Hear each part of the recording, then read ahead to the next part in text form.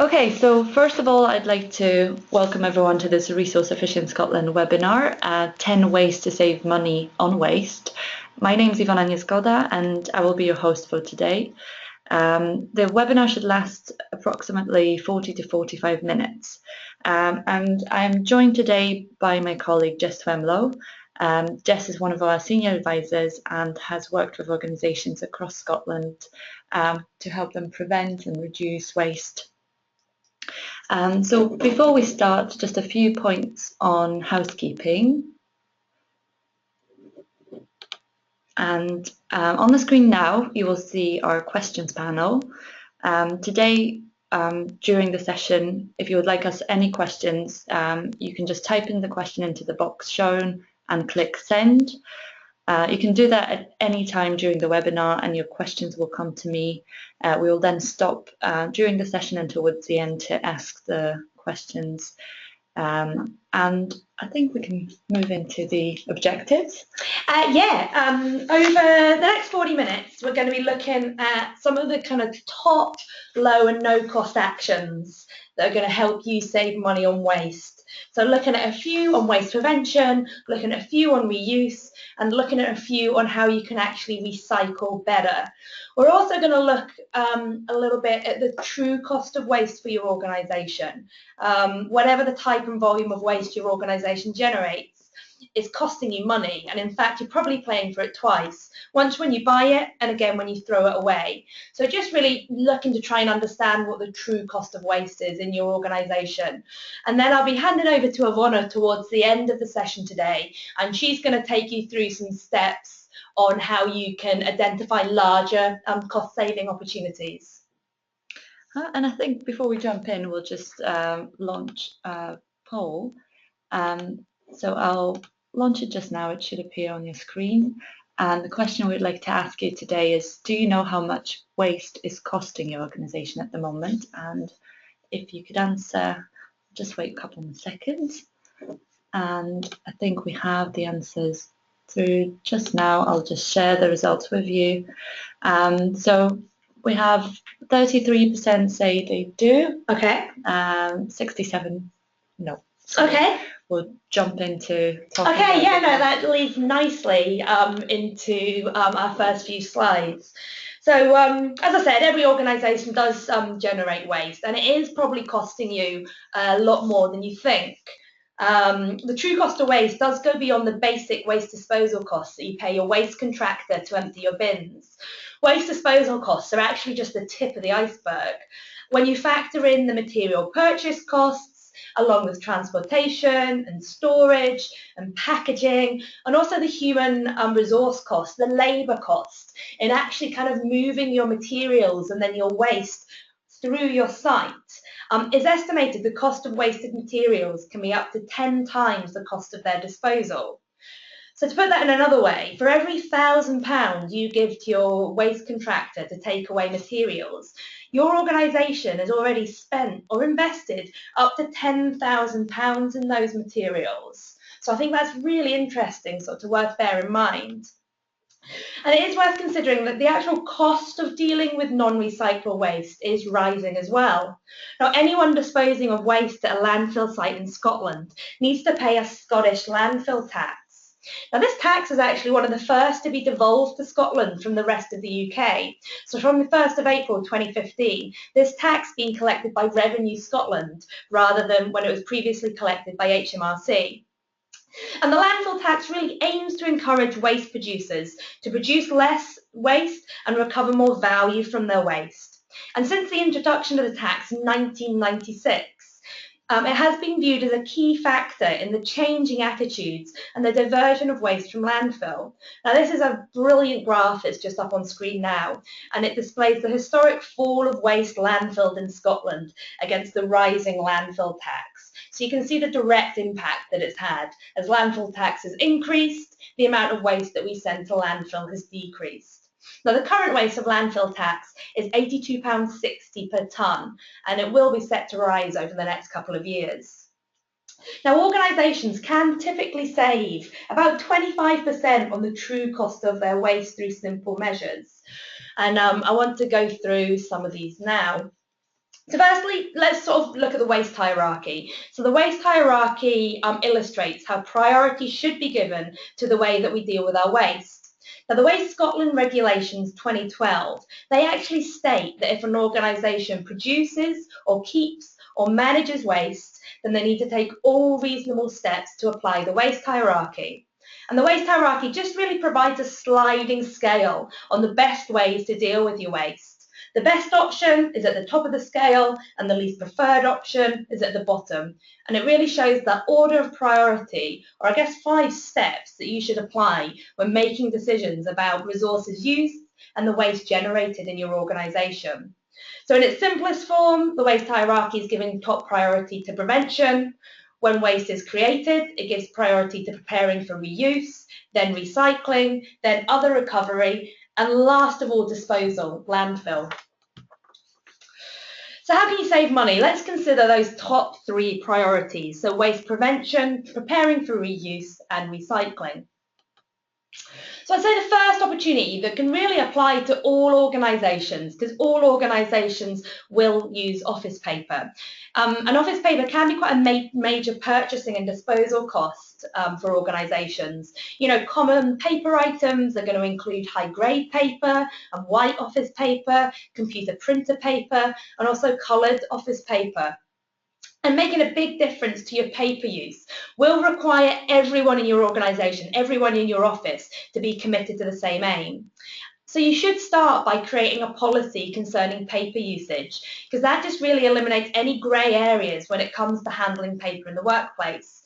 Now, to help you, we've prepared a standard policy that can be downloaded, customised for your organisation's requirements, and you can download it from the web address that's on the screen now.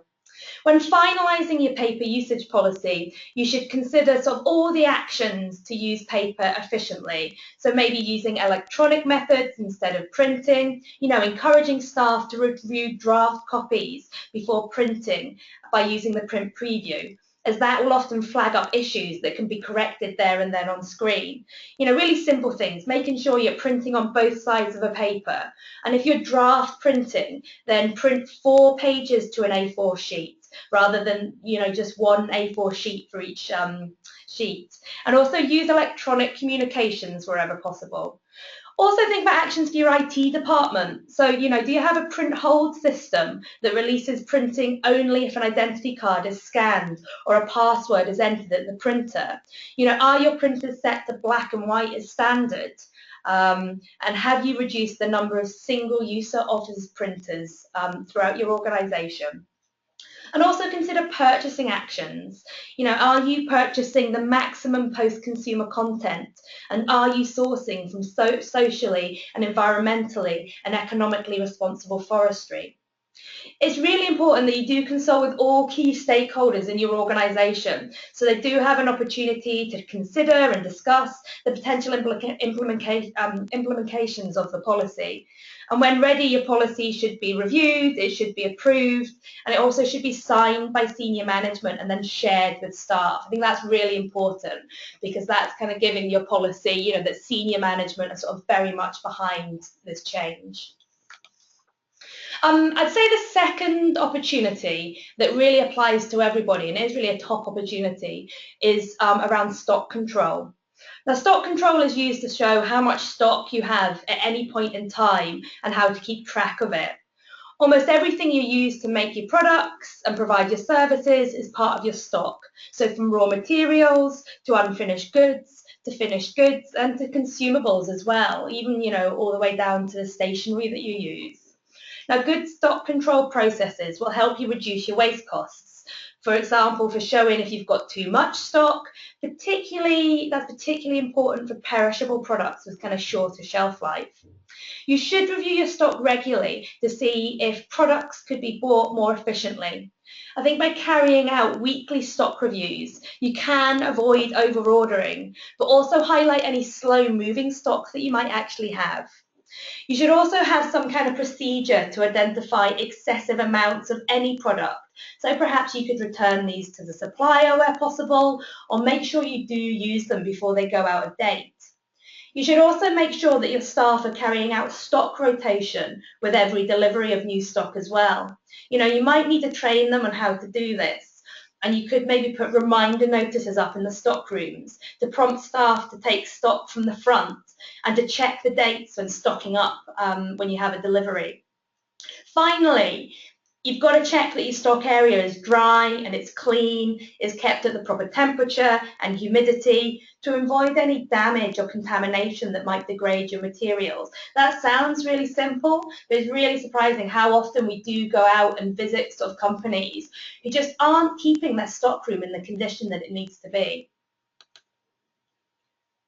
I think the next opportunity that can apply to everyone is to undertake some kind of packaging audit. Now, packaging is an essential part of our everyday lives. It's required to contain, protect, and to preserve products. It makes them easier to transport and carry.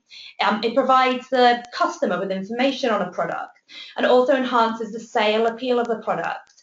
I think we can sometimes be quite negative on packaging, and we sometimes think there isn't really a need for it. But there is a requirement for packaging. Common packaging materials that you might have include kind of corrugated cardboard boxes. You might have PET, plastic containers, polystyrene packaging. You might have shipping pallets or any kind of metal containers or other kind of plastic containers. So there's so many different types of packaging that's going to be coming into your workplace.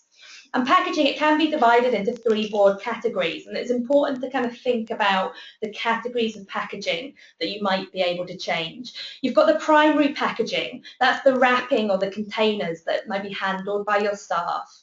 You've got the secondary packaging, that's the term used to describe the larger cases or boxes that are used to group quantities of the primary packaged goods for distribution. And then you'll have the tertiary packaging, that's your wooden pallets or your cardboard or your plastic wrapping. Those are containers that are used to pack the groups into large loads for transport and then to facilitate the loading and unloading of goods. Now, a packaging audit is really an examination of the impact of your supplier's packaging on your organisation, how much it's costing you and how much waste you're producing because of it. And it's a really useful activity to carry out for the items that you purchase regularly. So that might be your top 20 items ordered. Now, these goods, you should assess them to identify if they've got any excessive or unnecessary forms of either primary, secondary, or tertiary packaging. Now, if you do identify any excessively packaged goods, then you should contact the supplier, informing them about the packaging audit and asking them to confirm whether they've made efforts to minimise the amount of packaging they use on their products. A reduction in packaging, you can work with your supplier to, eliminate and reduce packaging, perhaps to optimize the packaging dimensions, to reduce any unused space in packaging, and even go as far as to kind of reformulate products, rather than using a liquid kind of product, can it be turned to a powder? Now, to help you with this, we have developed a letter template that you can send to your suppliers to highlight the results from any packaging audit. So you can download it, you can personalize it and just send it off either by letter or by email. And you can download it for free from our website now. Now, I'd said about reformulating products. I just wanted to cover a really great case study. We worked with Bardyke Chemicals a few years ago, and they specialise in developing and manufacturing copper compounds, I should say, that are primarily used on yacht hulls. And the company's based in Glasgow, and they have about 20 employees. Now, the company wanted to understand the opportunities to prevent waste from their suppliers' product packaging and also to reduce the cost of waste that was actually being sent to landfill. Now, they engaged with their supply chain, they engaged with all their suppliers really to understand what the opportunities were. Now, one of the raw materials that were used in their production process was actually supplied in a dry form in 25 kilogram plastic bags.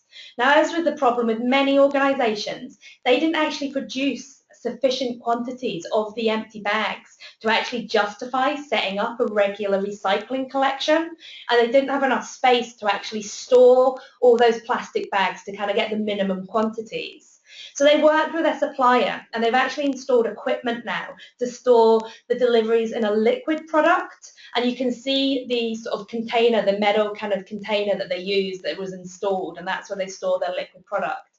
And that actually resulted in 20 tons of plastic bags being completely removed from their waste stream every year. So it is really worth considering. Okay, so they're kind of some top kind of waste prevention opportunities. So what about sort of reuse? Considering whether leasing equipment or hiring services would be more cost effective is really important rather than kind of outright purchase. I think this can be especially beneficial for sort of IT equipment, sort of computers, but also for kind of communication equipment, so office telephones or mobile phones. Often contracts for leasing and hiring equipment, they're combined with regular maintenance contracts or supply of accessories and spare parts, and also periodic replacement for more energy efficient models. That really eliminates the need to buy, maintain, and ultimately dispose of equipment, whilst also minimizing your environmental impacts. If you don't want to lease equipment, you should maybe consider purchasing used and refurbished equipment. Alternatively, you might want to consider whether it's possible to share seldom used machine or equipment with other organisations in your area. There's some really great companies out there that sort of hire and lease sort of various equipment. There's Lease Drive that kind of offer long-term business-to-business leasing of fleet vehicles. You can get kind of computer leasing from providers such as Dell. And others that kind of allow a long-term lease to companies, but also provide that kind of backup support and service management, but also upgrades. We know how quickly kind of PCs that need to be upgraded to the sort of the latest software or the latest hardware. So if you do have some kind of leasing arrangement, that's just going to be a lot easier for you. There's a Rento, that's a portal that allows business-to-business hiring of many products and tools, and also allows you to hire out your own products and tools if you've got sort of equipment that you're not using very regularly. Xerox, they contract print services rather than actual printers. So the printers are designed to be remanufactured and reduce waste in operation, so they're cartridge free. And Philips have just started to sell lighting as a service, so a service pay per lux solution. So they're basically responsible for the performance of the lighting over a 15-year period, and you just pay for all the energy consumed through a quarterly fee. And there's some really exciting options for householders and consumers as well. Just one I'd recommend going to have a look at is Street Bank. Now that's a free online portal that shows products and skills available sort of within a local neighbourhood. Okay, what else? Reuse furniture and equipment. I think it's really important to keep an inventory or an asset list of furniture in each of your departments in your workplace, and do ensure that's updated when an item is no longer required in that location. I think where possible, you should carry out some kind of visual assessment to determine the actual quality of furniture to assess whether there is potential for reuse and redeployment. Furniture could be categorized according to an assessment of the quality, so maybe reusable in the current condition, reusable after a minor repair, reusable after a major repair, or maybe not repairable but recyclable. But matching the supply and demand of furniture and equipment with the needs and wants of all your departments will rely on really good communication. So a good way to remind staff is maybe to include a list of available furniture and equipment in sort of internal communications, such as maybe newsletters or emails, or even if you've got an intranet for your organisation. And your procurement system should also be sort of fully aware of the listing as well. So, if you've got loads of tables and someone in your organisation goes to purchase a new table, your procurement system could put a hold on that. So then they have to go to your kind of storage where you have the tables, so they're reusing rather than purchasing out new. Next to consider is to reuse staff uniforms. Now, the Scottish Government carried out some research a few years ago, and they suggested that 50% of uniforms and textiles disposed by organisations in Scotland are reusable without repair. So if your staff wear uniforms, Make sure you set up some kind of proactive return of uniform policy when individuals actually leave your employment, because that will increase the supply of uniforms for reuse and also save you buying new uniforms when they're just not needed. In addition, consider how you can extend the lifetime of your staff uniforms. Try to ensure that they are repaired, in-house where practical, as often as possible before disposal is considered as a last resort.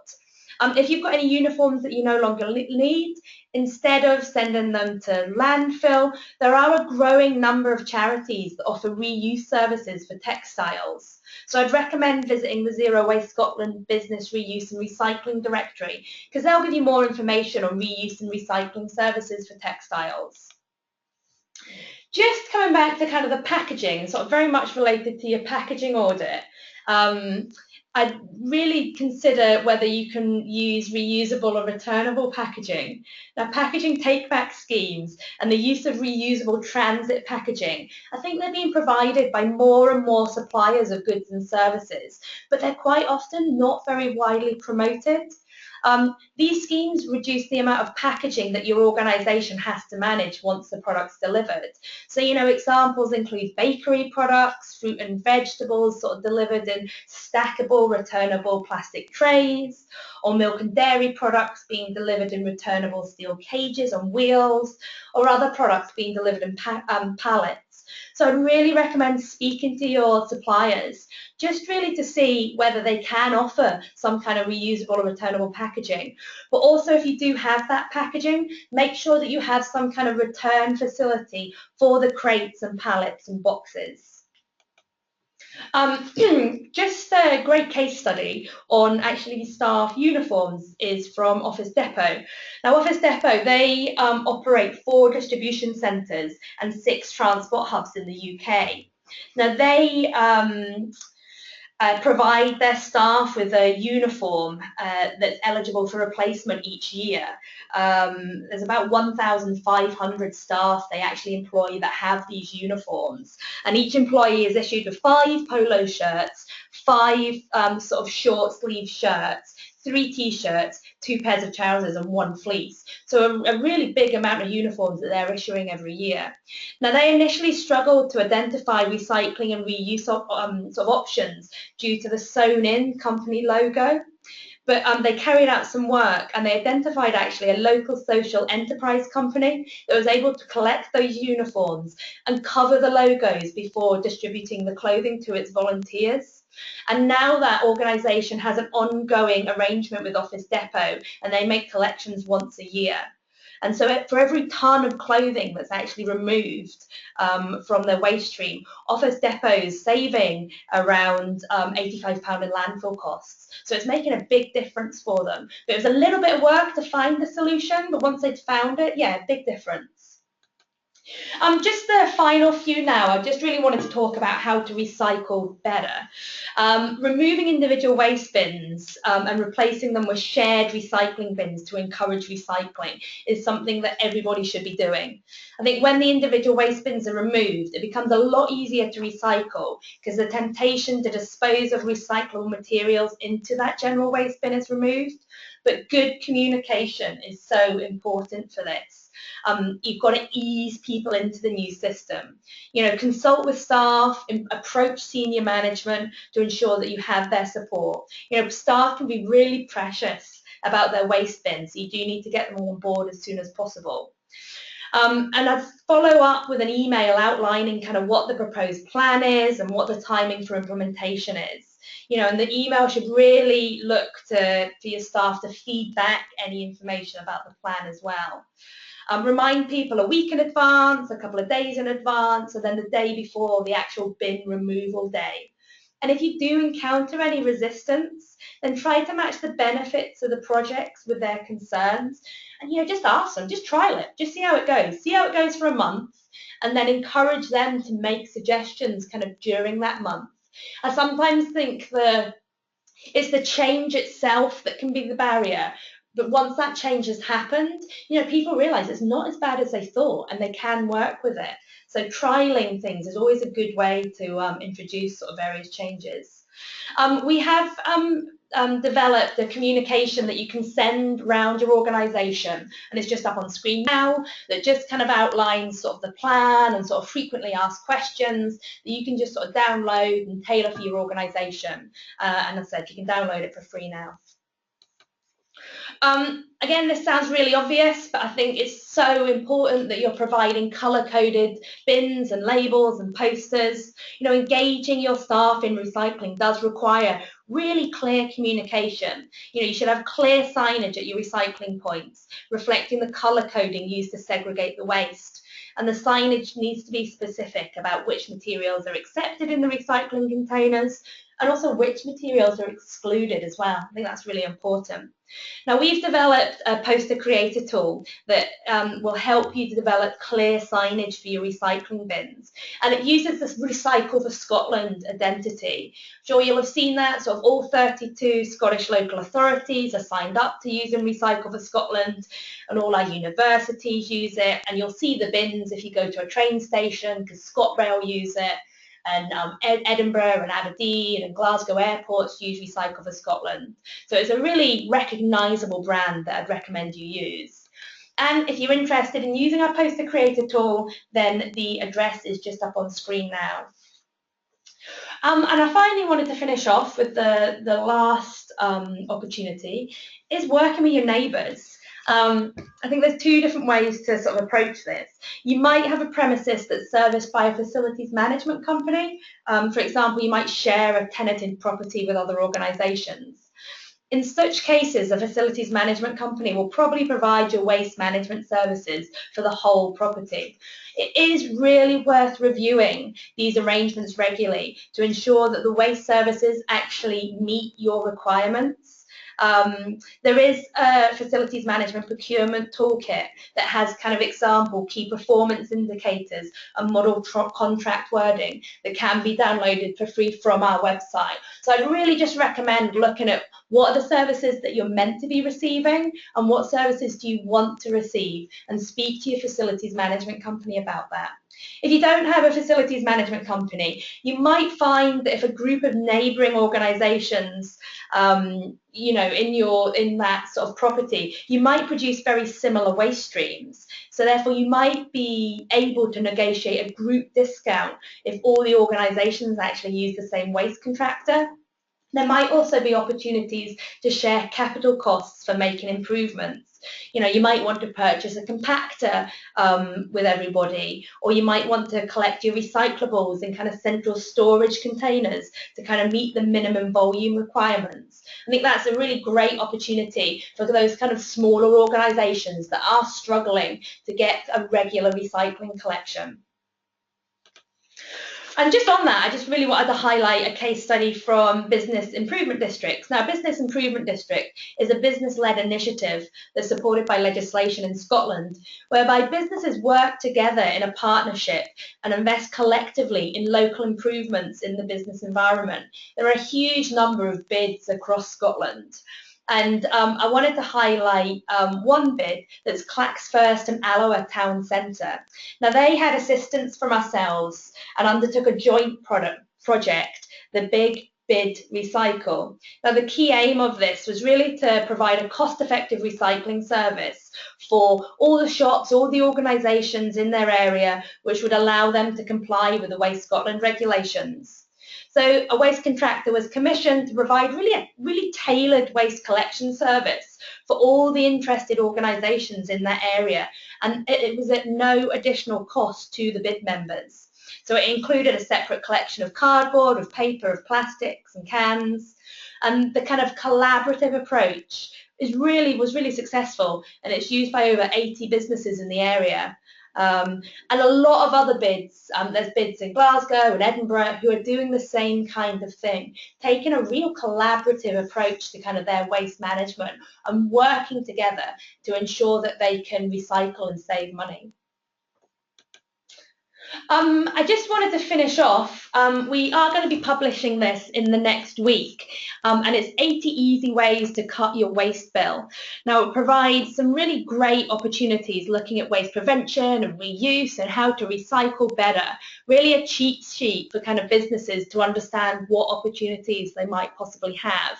And as I said, we're going to be publishing this on our website over the next week. So we will send a link out to everybody on the webinar to let them know when they can download it.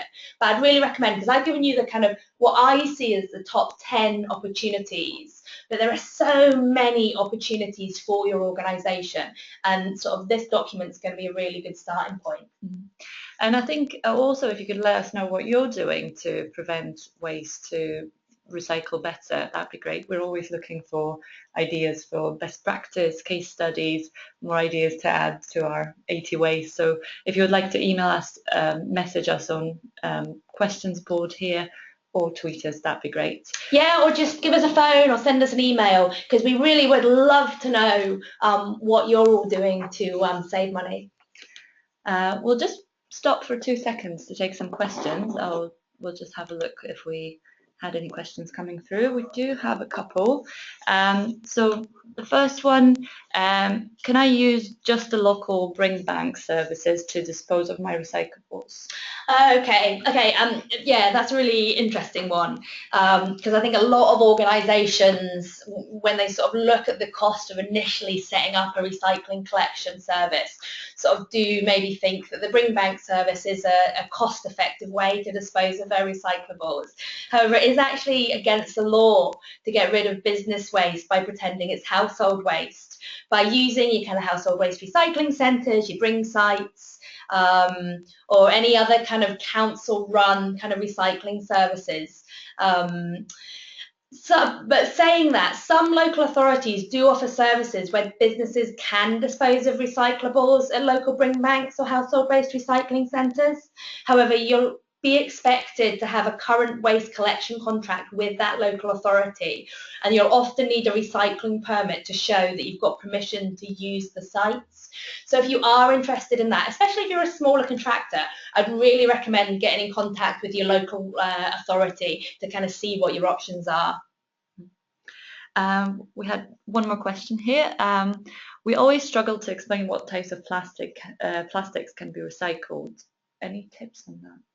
Yeah, I think that can be a really big problem for businesses, but also for householders as well. I think there's just so much confusion about plastics, and it can sometimes put people off recycling, or as can happen in a lot of businesses, especially businesses if you're dealing with the general public, you'll get a lot of contamination in your recycling bins. So people are putting loads of different types of plastics in your recycling, even though they can't be recycled.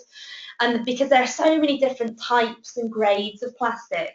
For example, a yogurt pot is going to be made from a completely different plastic than a plastic bottle. And a yogurt pot and a plastic bottle, they do actually melt at different temperatures. That often means they can't be recycled together. And the range of plastics that can be recycled is kind of very much driven by manufacturers that make new products. And there are a lot of investments that are currently going on in Scotland into sort of recycling plastics, recycling technology, to kind of help our recycling facilities cope with a huge variety of plastics that we use in our everyday lives. I think some tips, you should really clearly label the recycling bins in areas where plastic waste is actually generated. So provide a list of the types of plastics that can and cannot be recycled, and use pictures of the plastic containers as well. Be really specific about it. So, you know, fizzy juice bottles, water bottles, milk bottles, washing up liquid bottles, plastic food trays, yogurt pots, plastic cups. Really think about what plastics do you produce in your organisation, and make sure that you're sort of providing information to your employees on all those different types of plastics. I think we often do see symbols on plastic packaging as well, you know, where you've got the arrow that's surrounded, where you've got the number, sorry, that's surrounded by sort of the arrows. Now, this is actually the resin identification code that identifies the type of plastics. And it can sometimes be helpful to explain that plastic symbol as well. check with your waste contractor. However, usually 1 and 2 type plastics can be recycled. However, type 4 can't be recycled. And you can do a search on Google on the sort of different plastic symbols and what it actually means and find out a little bit more about the 6 types of plastics. But I think sometimes explaining that code can go a long way to sort of improving recycling as well. I think we had one more question here. We introduced the recycling scheme at the end of last year, but people aren't using it correctly. They are just disposing of general waste in the recycling bins. What can we do? Yeah, and I think this is a huge problem, and I don't know if they'd said whether that's sort of staff or whether that's sort of the general public. I'm not sure, actually. I think well, if we can tackle both. Yeah, it can be a huge problem. I think when we see people kind of doing the wrong thing, I think it's easy to assume that, you know, they're either lazy or they don't really care about the environment. And I think low levels of engagement are kind of a reason why some people fail to take sort of even simple measures to ensure that actions are more sustainable. But it's equally likely that that person who's putting the recyclables in the wrong bin perhaps doesn't have the necessary knowledge to actually know what it is they should be doing. So I think it's really understanding what the barriers are, because then you can sort of develop communications to deal with those barriers. So do they need instructions? Do they need to understand a little bit more about what and when and how to recycle? Do they need explanations? You know, do they need to know why they should be recycling and what the benefits are of recycling to your organisation? So they need to know a little bit more about how the recycling scheme actually works. You know, what happens to the recyclables once they've been collected? Or do they just need a little bit of feedback and thanks? I think the kind of thank you message is really underused, but I think that can just really motivate staff, make them realise, yeah, I am doing the right thing, it is appreciated, and you know, it'll just make them make a little bit more of an effort. And I would take you back with anything if you're having problems with people putting the wrong thing in the wrong bins. I'd take you back to what I said about really clear, colour-coded recycling signage and recycling posters.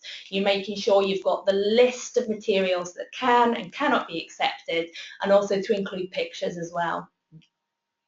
Okay, I think we'll move on just now. We'll ask some more questions towards the end as well. So we've kind of looked at what the top 10 kind of opportunities are, and how you can save money on waste. I think once you've implemented a lot of these projects, you're probably going to want to start uncovering sort of even further savings, and you might want to start looking at what projects, what opportunities are actually going to be specific to your organisation.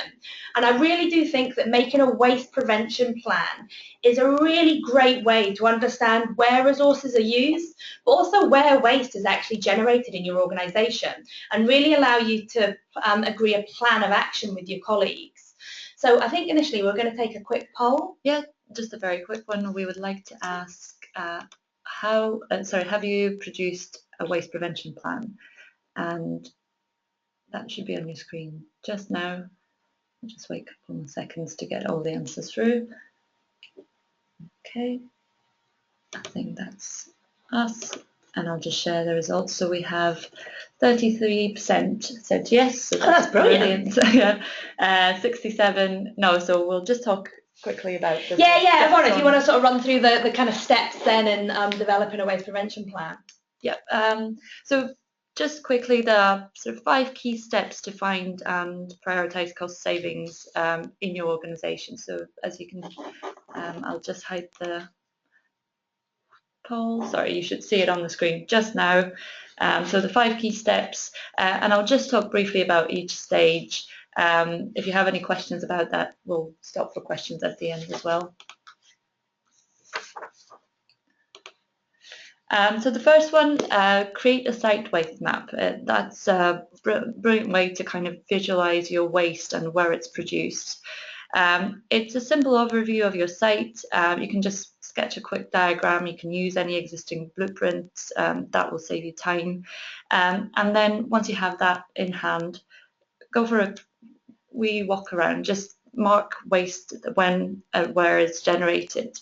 and focus specifically on waste that are produced in each area of your site, and make sure that you look at wasteful processes, so any bins for offcuts, any discarded packaging. Make sure you also talk to key people, because they might give you some insights into what's happening in each and every area. So on the screen just now you see a very sort of easy sketch of the hotel with different waste streams mapped. Red, for instance, is the sort of non-recyclable material, so you can see it's generated throughout. Lilac, food waste, so perhaps if you're focusing on food waste, you know exactly where it's generated. And there's some other waste streams here that you can focus on. Now, the second step would be to quantify your waste. And this will help you to really understand your current performance and sort of identify the opportunities for waste prevention, reuse, but also to improve recycling. And also it will give you the information to actually demonstrate any improvements once you've implemented the actions from your prevention plan. So the more information you can collect on quantities and types of waste, the better. You can look at information on how often your bins are collected, how full they are when they're collected, the volume, the type of bins, but also how much the waste contractor is charging you. These all will help you understand how much waste your company, your organisation is producing. And hopefully a lot of this information will already exist somewhere in your organisation. It's more the question of just speaking to the people, speaking to different departments.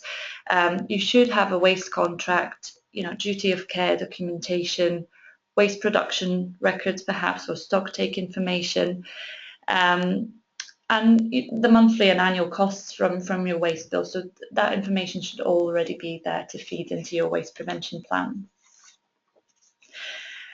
And once you've gathered all that information, the next stage is to collate and analyse the data to help you inform your decision making. And it's important to actually do it and store it electronically, so not keeping it on a piece of paper somewhere in the office. Make sure that everyone knows where it is so people can actually access it, or if somebody else takes over from you when you move to a different department, they know exactly where to find it. And this way it becomes a working document as well. And we have actually prepared a measuring and monitoring spreadsheet, which you can download from our website. We will share the slides at the end, sort of after our webinar, so you'll have all the links there. And it's a brilliant way to track all your quantities of waste, all that information that we talked about. And then producing a waste prevention plan. So once you have a clear understanding of what waste is produced by your organisation, and you have collected the data and the quantities within your company, you can then think of developing a waste prevention plan. And the plan should include details of specific activities you will take forward to improve your waste management performance. So we have produced a waste prevention plan template that will help you with just gathering all that information and sort of putting in specific activities. And the template actually makes sure that you're actually complying with proposed legislation, and it also promotes current best practice for waste management. So we also have an example of how to fill it. So if you have any, if you're not sure about any of the points there, you can look at the template. And again, you can download it for free from our website. And then the key thing, I think the last step, which is very important, is to make sure you don't just do it once. It's an ongoing process. So once you've developed your waste prevention plan, it's really important to sort of regularly monitor, evaluate your waste management performance. And this way you will see the progress that you have made towards your targets. It makes it easier to share with your colleagues, but also with senior management on, how we're doing. And yeah, it's not a one-time project. It's something that you have to work on. It has to be a working document, a sort of continual improvement. So again, make it visible, make sure everyone has access to your waste prevention plan, and make sure you monitor your performance over time as well. And to help with that, we have prepared a sort of guide on how to save money on waste. There is a sort of 5 key steps to implementing a waste prevention plan there, so you can read a bit more about that. And again, it's you can download it from our website, and you've got the link there on the screen just now. Yeah, Ronna, I think we've got a few questions that have come in related to what you've just been talking about, I think. Yep. Okay, there's one here, I guess, going back to possible opportunities. They're a manufacturing company and they want to consider, they must have glass bottles. They want to consider what opportunities there are for eco-design, sort of specifically lightweighting, but they don't know where to start. Can you give them any advice? Yep, eco-design is a brilliant way to tackle waste, and you're looking at the whole life cycle of the product, so that's absolutely great.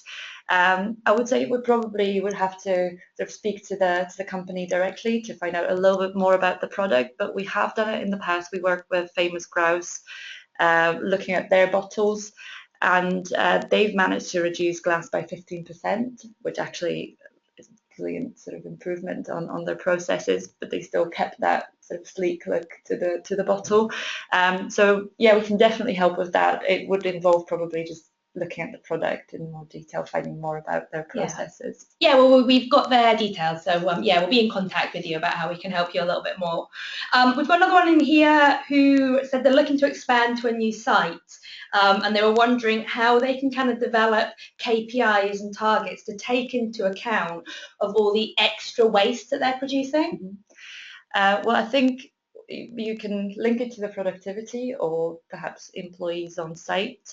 So making sure that KPIs are linked to something that you can sort of scale up if you're expanding.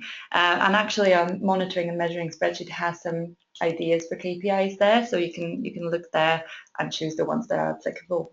Okay, I think we're sort of getting to the end of our time, so just one more. I think there's been a couple that have come in that said this. They are interested in sort of developing a waste prevention plan, but they're a little bit more, what kind of support can we give them to help them with that?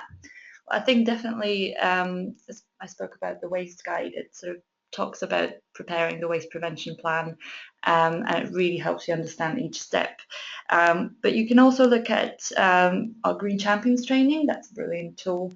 We do talk about waste prevention there, waste reduction, how to recycle better, so you can take actions from there. You can take actions from our 80 ways as well.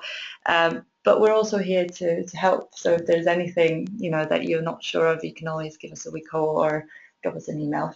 Yeah, no, I think that's all the questions we've got time for. I think there's a couple more that have come in, but yeah, we will make sure that we get back to everybody with the questions that they've asked. Yeah. Yeah, and I think we'll just move on to what other support is available there. So we do have a network of implementation advisors across Scotland that can help you with any resource efficiency project. So that's waste related, raw materials related, but also energy and water. So if you have any questions, you can get in touch with us and they can sit down with you to really understand your current situation, work out what are the next steps to actually become a more resource efficient organization, to look at your processes. And we can do it in a number of different ways. So we can look at your staff engagement campaigns, we can look at specific measures, specific technologies, and overcoming those barriers around sort of technology and funding as well, actually. So it's, definitely get in touch with us if you have any questions. Okay, I think we will sort of close our session just now. I just want to thank Jess for her time. Hopefully, we've taken lots of fantastic ideas away from our webinar today. As I said, the slides will be sent to you within the next week, so you should have all this information sent to your mailbox. And thank you to everyone for joining and taking part today. I hope you had a great time. Okay, thanks very much. Thank you.